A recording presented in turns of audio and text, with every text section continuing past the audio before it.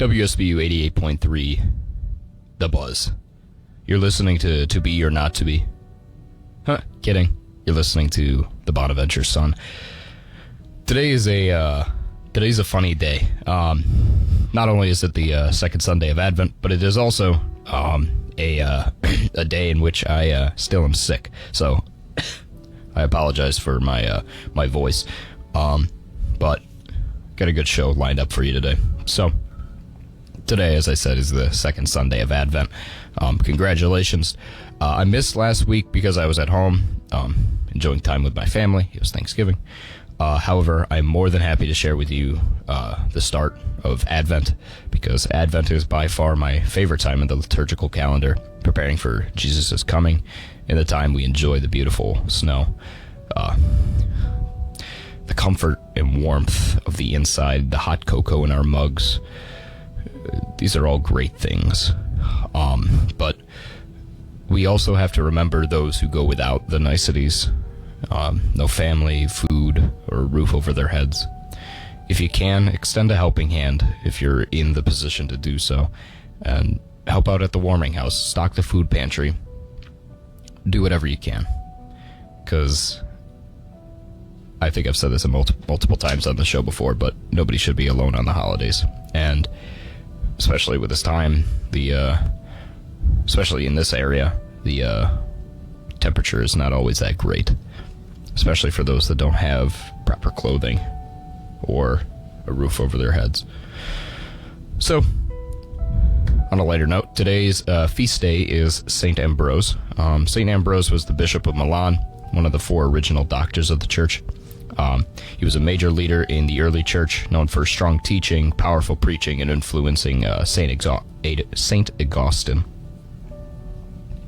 So, start out on December 1st, Monday. The Pope Leo visited Lebanon as a part of his trip and went to the tomb of St. Cherbil Makhlouf at the monastery of St. Maron in Anaya. He also visited the Shrine of Our Lady of Lebanon in Harissa, where he met bishops, priests, consecrated persons, and pastoral workers. Later in the day, he held an ecumenical and interreligious meeting in Martyrs Square, Beirut, addressing Christian, Muslim, and Druze religious leaders. A powerful call for peace and interfaith unity. He also met young people at the square in front of the Maronite Patriarchate in Baykirk. I might be messing that up, I apologize. And there was a gospel reading, testimonies, a promise of peace in action, and blessings and a prayer. So all around, great stuff. Also, you may have seen the photo going around of Pope Leo on the plane with a baseball bat in his hand. That I can't remember what player it was, but it was I believe it was a signed baseball bat given to Pope Leo because he's a Sox fan, and I thought that was funny. But there was a lot of memes running around where it was like, heard you didn't go to Sunday Mass. It's like, got him there, like about to bite the curb or something, because he's from Chicago. But I digress. So on Monday, we did not have any feast days on this day, but we did celebrate the first week of Advent. It's like what we celebrate. At least that's what Father Steve said at Daily Mass. So on December 2nd, I apologize. On December 2nd, Tuesday, Pope Leo visited the De la Croix Hospital, Yal Edib, north of Beirut, where he spent time with children in the Saint Dominique wing, children with severe physical and mental disabilities, blessing them and speaking words of affection and hope. He then went to the site of the 2020 Beirut port explosion. He prayed in silence there, laid a wreath in memory of the victims, and met families of those killed or wounded. A solemn act of solidarity. It was beautiful. Later that same day, he celebrated a public Holy Mass at the Beirut waterfront with an estimated 150,000 attendees. His farewell gesture before departing Lebanon. Before leaving, in a press conference aboard his flight back to Rome, he talked publicly for the first time about his experience of being elected pope, saying that at that moment he told God, "You're in charge." So, again, a lot of people, they sit today saying that the pope is like, we idolize him, and he's like, he's greater than God and stuff. Like, that's what people think that Catholics believe, but it really isn't. It isn't. I shouldn't even say really. It just isn't. So on December 2nd, it was the Tuesday of the first week of Advent, and we celebrated the feast day of Saint Bibiana. So Bibiana was born into a Christian family in Rome. Her parents were Flavian and Dafrosa, who were persecuted for their faith. After they were killed or exiled, Bibiana and her sister Demetria were left alone. Because she refused to abandon her Christian faith, Bibiana was arrested, tortured, and eventually martyred. Most accounts say that she was beaten to death with a lead-loaded whip, a very common Roman torture method. Her sister Demetria also died a martyr for the faith. So she kind of is this marker in our faith, as this an understanding of how to go about things. Kind of like, yes, you will be persecuted with words, physically, spiritually, but you stand firm. That's what you do. That's what we do. That's what we always do. Is it not? So, on December the 3rd, Wednesday, the Pope, there was no public records of any, major public activity that he did, but his journey concluded on December 2nd. I didn't see any events that he did. I could be wrong. I did check the Holy See. I didn't see anything like that, so that's all for him. But on December the 3rd, it was the feast day of St. Francis Xavier, priest and missionary, a memorial on the general calendar. So Francis Xavier was a Spanish priest and one of the founders of the Jesuits, Society of Jesus, working alongside St. Ignatius of Loyola. This one is like a tongue twister for me. I genuinely can never pronounce it. Loyola. I'm gonna, you know what, Loyola. Say it as you please. It's a tongue twister for me. I can never pronounce it. So, one of the most famous Christian missionaries of all time, Francis Xavier, traveled farther than almost any missionary before him. He, some of the more important places that he went to, though, we're going to go through 4 of them. So, in India, he arrived in 1542, taught and baptized thousands, focused on the poor, sick, and enslaved and forgotten communities. He also went to Southeast Asia, where he preached in Sri Lanka, Malaysia, and Indonesia, especially in the Maluku Islands. He reached Japan in 1549 and helped establish the first Christian communities there, learned the language and adapted his teachings to Japanese culture. And then finally, he attempted to enter China. His dream was to bring the gospel to mainland China, but he died of a fever on an island off China's coast, Shangchuan Island, in 1552 before he could ever enter the country, unfortunately. But Francis Xavier, this is the bare bones of what he is, of what he did. I must say that he is one of the most fascinating saints that I have ever mentioned on here. I've said that about a lot of other saints. However, this one, I promise you, if you ever get the chance, I would absolutely research him.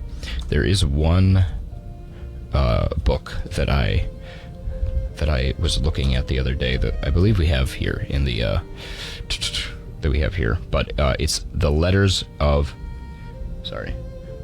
and instructions of Francis Xavier.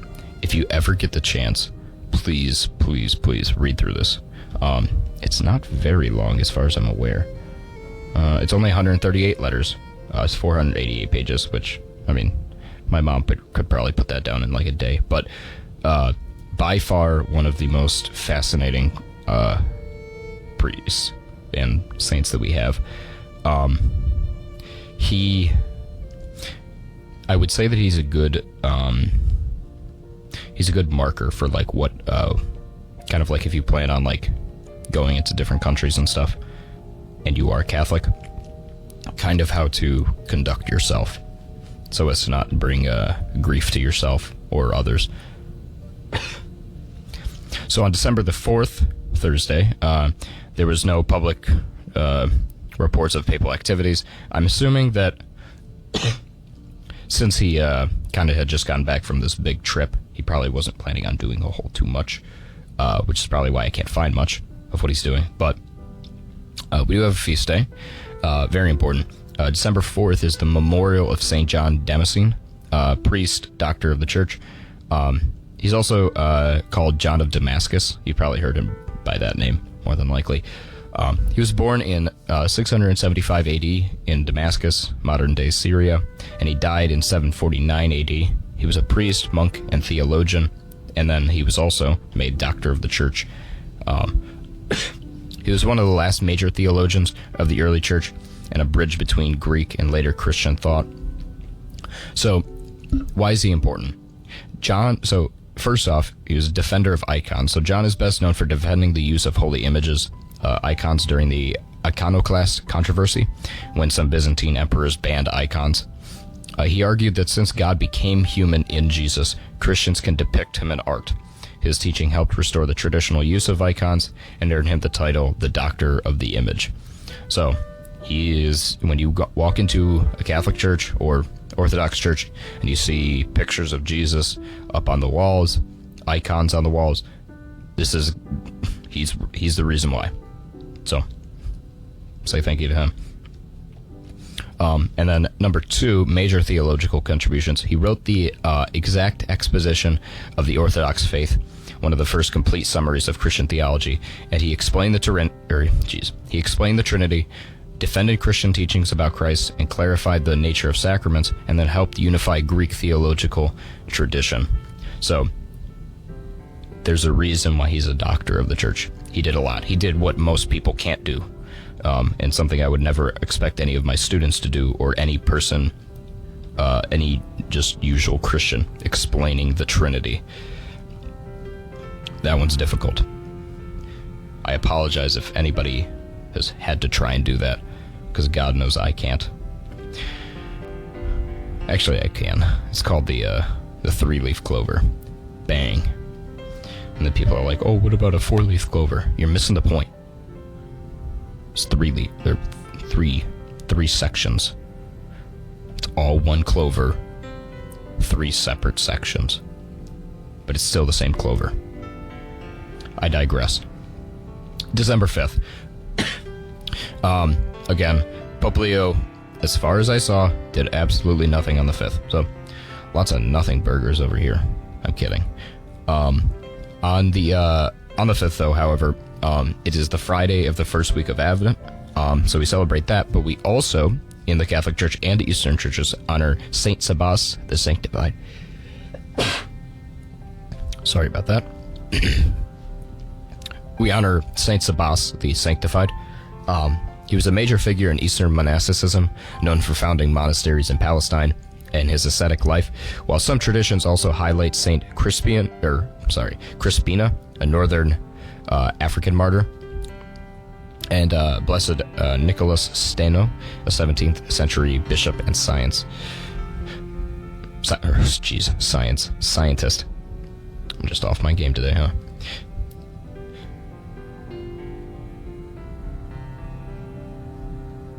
So, on December the 6th, which was yesterday, the Pope didn't do anything, unfortunately. However, it is the feast of St. Nicholas of Myra. I have talked about him in the past, but we're going to I only mentioned his exciting bit at the Council of Nicaea. We're going to talk a little bit more about him, since this is his feast day, or was. So, St. Nicholas was born in 270 AD, and then he died in 343 AD. He was the bishop in Myra, an ancient Greek city, which is now today Turkey. So, some famous stories and legends. 3 daughters. His most famous act of charity. A poor man had 3 daughters he couldn't afford dowries for. Nicholas secretly threw bags of gold through the window, or down the chimney in later stories.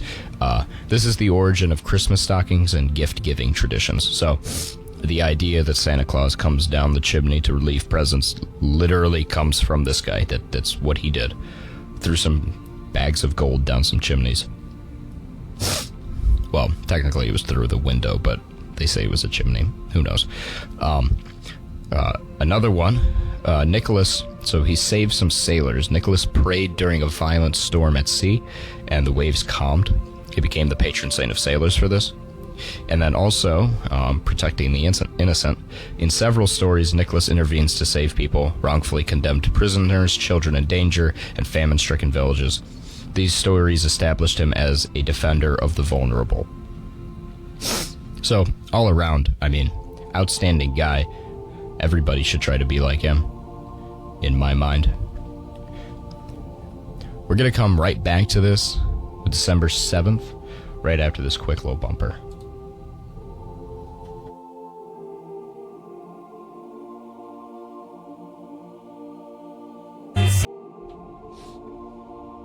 You're listening to WSBU 88.3 The Buzz. And, by extension, you're listening to the Bonaventure Sun, where I, Travis, am still sick. And just a little bit tired. But that's going to change as soon as I am done with this radio show and I go get some food. And maybe like hot chocolate or something to clear my sinuses. Who knows? So, we left off at December 6th, talking about St. Nicholas. But St. Nicholas was Santa Claus. But now, today, we're talking about today's Sunday, December 7th.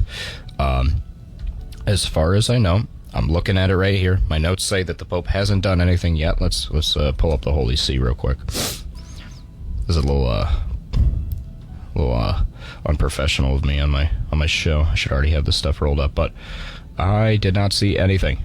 So, 7th, Angelus. Let's see, St. Peter's Square. So, looks like... Huh. He celebrated Sunday Mass. Something that every priest does. So, that's all for the Pope. Funny enough. However, we got the feast and liturgical day, which is today, which is the second Sunday of Advent. Yippee. Can't wait to celebrate it later tonight at 7 p.m. But today is also the feast day of St. Ambrose. Born into a prominent Roman Christian family, he was trained as a lawyer and became a respected government official. When the Bishop of Milan died, the people unexpectedly chose Ambrose to replace him, even though he wasn't baptized yet. He was baptized, ordained, and made bishop all within a week. Ambrose quickly became one of the most powerful and influential bishops of his time. So, if St. Ambrose can do it, I think so can I. Are there any bishops out there that want to do all of this in a week? I'm kidding. Although discernment is still on the table. It's been tabled for now. Because I'm at college, I can't go to the seminary yet. So, what is he known for besides this, though? So, he's known for converting St. Augustine. His intelligent and powerful preaching led Augustine, a skeptic at the time, toward Christianity. Augustine later became one of the greatest theologians in history. So, you know, you can't really talk about St. Augustine without mentioning St. Ambrose.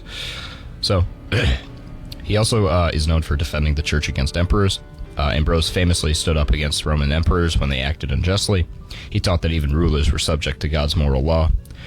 Most famous example, he required Emperor Theodosius to do public penance for ordering a massacre.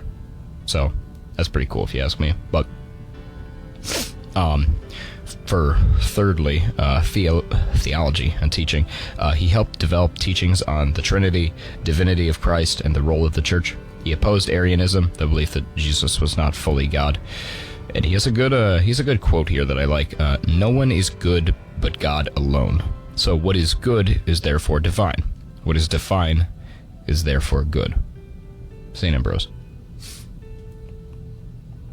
I think all this is great, to be honest with you. St. Ambrose was an interesting guy, I would say so. I'm going to, real quick, do a break in the middle of my show, which means that I'm going to play some lovely hymns for you in just one moment. In the meantime, I do hope that you've been enjoying this first half of the show, but we'll be back very soon. Welcome back to WSBU 88.3 The Buzz. You're listening to the Bonaventure Sun. I really enjoyed those Gregorian chants, I must say. I hope you guys did too. So we're gonna get back to this. It's kind of funny that I picked Emperor's New Groove to be my bumper. Like, they worship Aztec gods, which sacrifice children. Sounds familiar. I can't get into that. It's political. Anyways, so, welcome back. You're listening to the Bonaventure Sun, which means that we're going to talk about Catholic stuff. Just like, wisdom, that sort of thing. So, I never do this, but I should probably say it. I'm Travis. That's my name.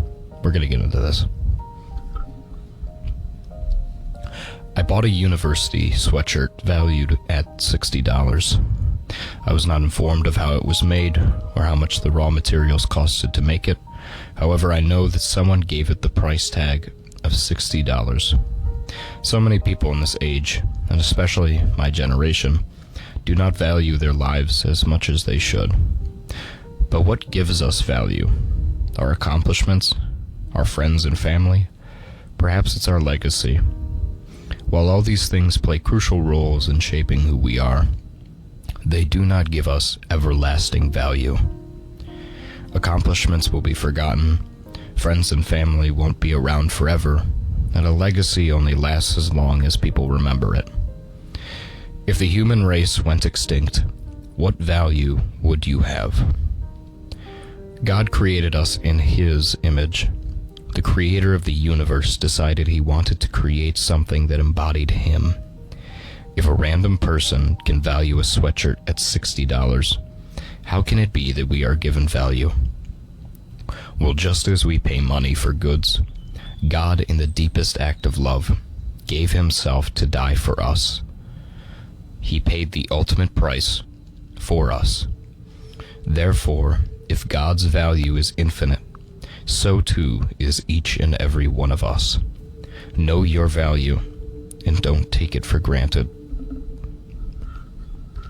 A wee bit of a heavier note than usual on this show, but I find that to truly comprehend value at its core, you need to realize not just the greatness of God, but the lowliness of sin in the world.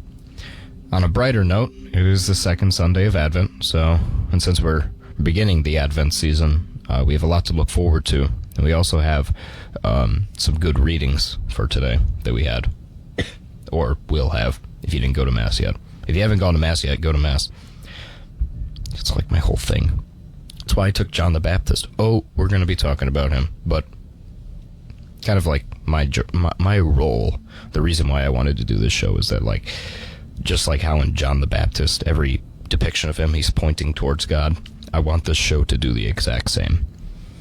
If anybody's, like, really good at, like, art and would like to make, like, a cover thing for the Bonaventure Sun where it's, like, some type of way, like, this show pointing towards God, I think that'd be awesome. I would love that. I have a YouTube. We'll get into that later, but email me. I'll pay money, or I'll do other things. I can bay hail. Jeez, hay bale. I can bale hay. Goodness gracious, I can't speak.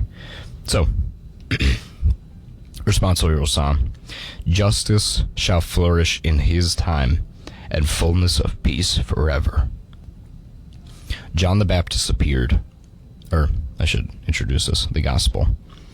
John the Baptist appeared, preaching in the desert of Judea, and saying, Repent, for the kingdom of heaven is at hand. I think that the core understanding of the readings today and the responsorial psalm is that it will never be on your time. It's God's time. A lot of people think that they can take life into their own hands and play with it, like move it, shape it to what they want it to be. But that's not how that works. While you have free will to do as you please, if you want it to be something beautiful, want it to be something great, you can't do it by yourself. It is God. If all that you do is through God, what bad can you do? Going back to St. Ambrose, quote, No one is good but God alone. So what is good is therefore divine. What is divine is therefore good. So if you want to do good, it needs to be divine. And only God is fully good. So if you do things through God, if God does things through you, it can be only good. God has plans for you.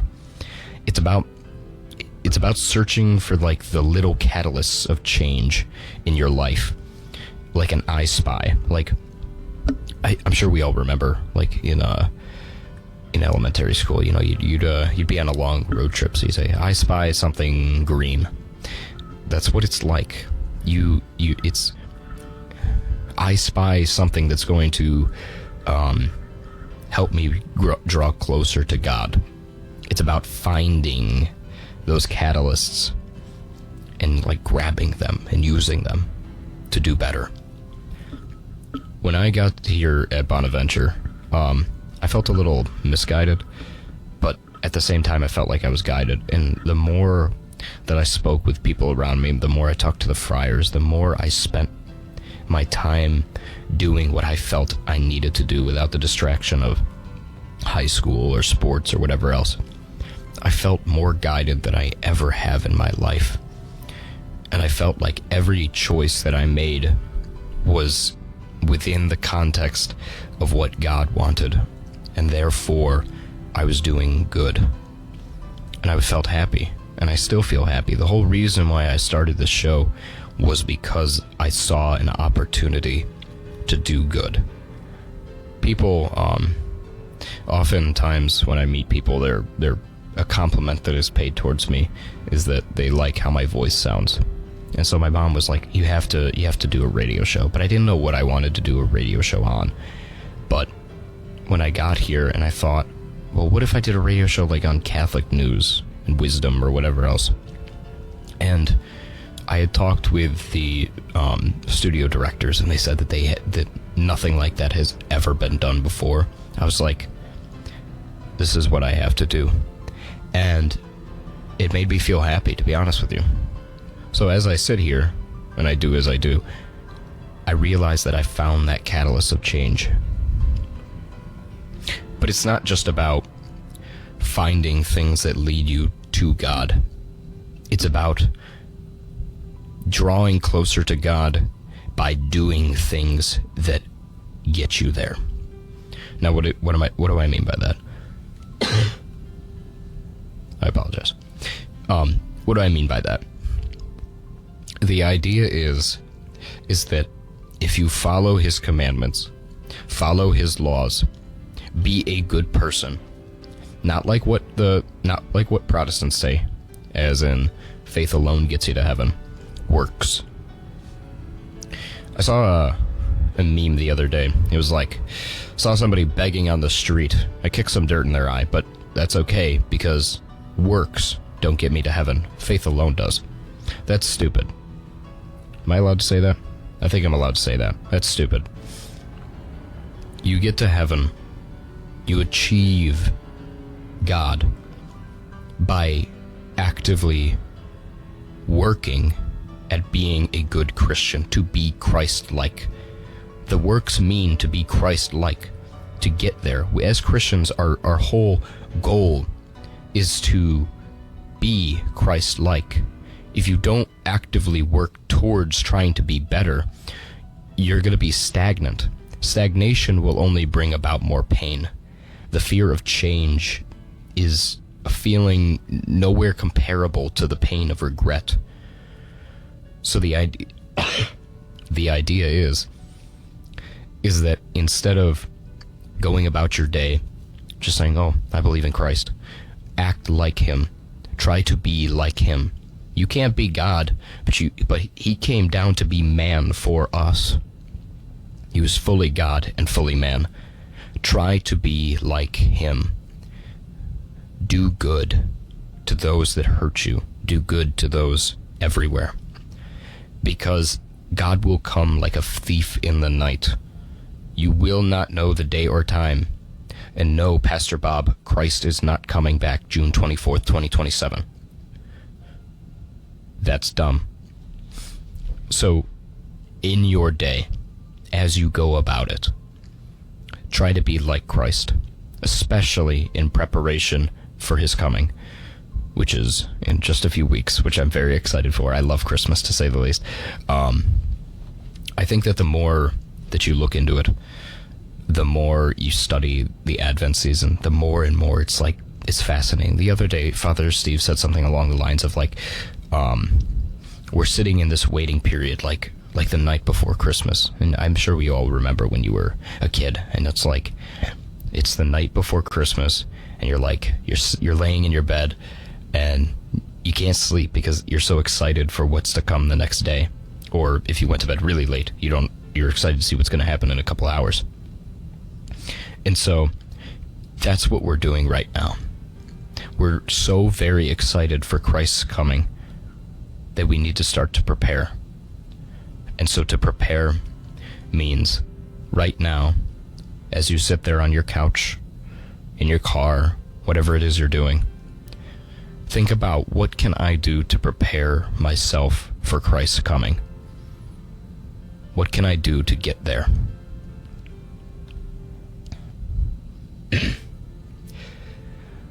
I really do hope that you enjoyed this episode of the Bonaventure Sun. I blanked there for a second on the name of my own show. My goodness, if you couldn't tell, I'm very sick today. I've been coughing all throughout the entire show because I don't know what I contracted, but it's something, and it's making me very, very tired. So I do hope that, at the very least, this show has been cohesive in the sense that you could understand what I was saying. And my points got across. If not, yell at the station manager, tell him to kick me off. But until next week, I God bless you all, and I hope that all the graces of God be with you. Pax Vobiscum. Or Wobiscum. Sorry about that, Dr. Kaliva. Next week, obviously, is the last week that I will be here, because then it is finals week, and then I'm leaving the Friday to go back home. So there will be no show, not next Sunday, but the Sunday after that. So next Sunday, we will declare it being my Christmas special, and maybe I'll plan something special to talk about. Might be in reference to St. Nicholas. Who's to say? We'll find that out when we get there. I hope you enjoy the show. God bless you all again. And I think we've got some good music lined up, so have a great day, everybody.